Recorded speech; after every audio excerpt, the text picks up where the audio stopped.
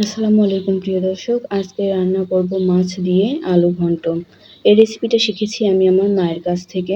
এটা গরম ভাতের সাথে খেতে অনেক মজা লাগে। 1 কেজি আলু আমি পরিষ্কার করে ধুয়ে কেটে সেদ্ধ করে নেব। আজকের এই ঘন্টটা আমি পাঙ্গাস মাছ দিয়ে করে দেখাবো।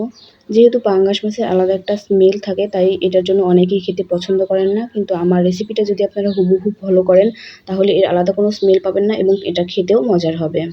আলুগুলো সেদ্ধ করে এর ওপরের স্কিনটা ফেলে দিয়েছি। এখন এগুলো ভালোভাবে হাত দিয়ে ম্যাশ করে নেব।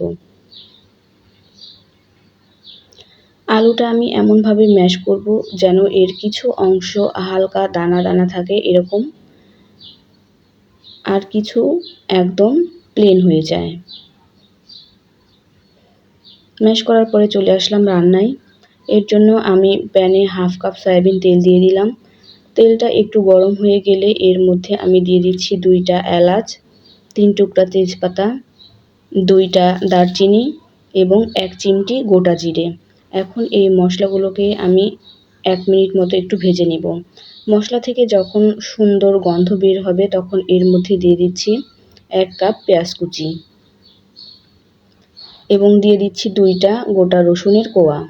এখন এই রসুন এবং পেঁয়াজটাকে আমি 2 থেকে 3 মিনিট মতো একটু ভেজে নিব যেন এগুলো একটু নরম হয়ে আসে। ভাজার পরে এর মধ্যে আমি মশলা অ্যাড করব।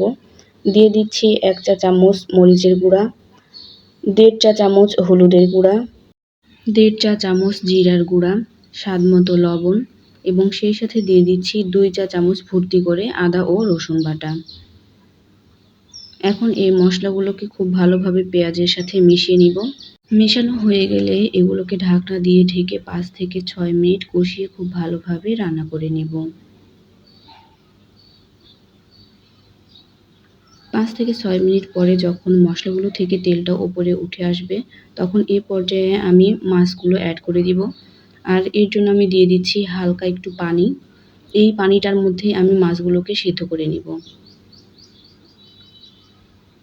মাছগুলো দিয়ে দেওয়ার পরে এগুলো মশলার সাথে ভালোভাবে মিশিয়ে নেড়ে ঢাকনা দিয়ে ঢেকে মাছগুলোকে কষিয়ে নেব।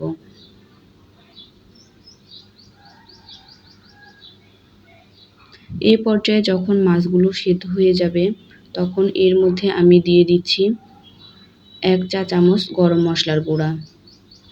আমি যেহেতু এখানে গোটা মশলা কম অ্যাড করেছি তাই মশলার গুঁড়াটা দিয়ে দিলাম। আপনারা চাইলে গোটা মশলাটা একটু বেশিও অ্যাড করতে পারেন, তাহলে গুঁড়ো দেওয়ার কোনো প্রয়োজন হবে না।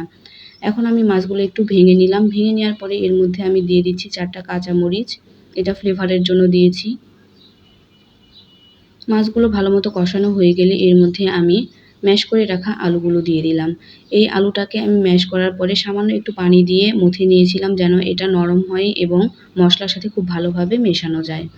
এখন আলুটা দেওয়ার পরে এই আলুটাকে আমি মাছের সাথে এবং মশলার সাথে খুব ভালোভাবে নেড়েচেড়ে কষিয়ে নেব। অবশ্যই এটা ঢাকনা ছাড়া অনবরত নেড়ে রান্না করতে হবে, তা নয়তো তলানিতে লেগে যাবে। আর যদি লেগে যায় তাহলে ঘন্টর টেস্টটা একদম নষ্ট হয়ে যাবে আর এটা খেতেও ভালো লাগবে না।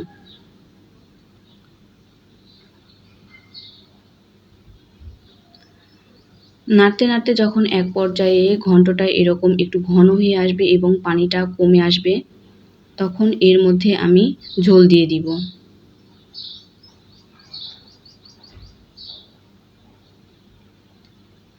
ঝোলটা দেওয়ার পর একইভাবে আমি এই ঘন্টটাকে ঢাকনা ছাড়া রান্না করে নিব। খেয়াল রাখবেন যেন তলানিতে লেগে না যায়।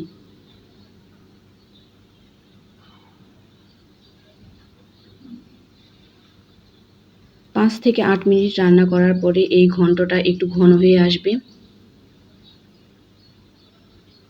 আমার ঘন্টটা হয়ে গেছে, দেখুন এরকমই আমি নামিয়ে নিব। এর চাইতে বেশি ঘন করা যাবে না, কারণ চুলা থেকে নামানোর পর যখন এটা ঠান্ডা হবে তখন আরও একটু ঘন হয়ে আসবে। একটা বাটিতে নিয়ে আমি এর উপরে ছড়িয়ে দিচ্ছি ভাজা জিরার গুঁড়া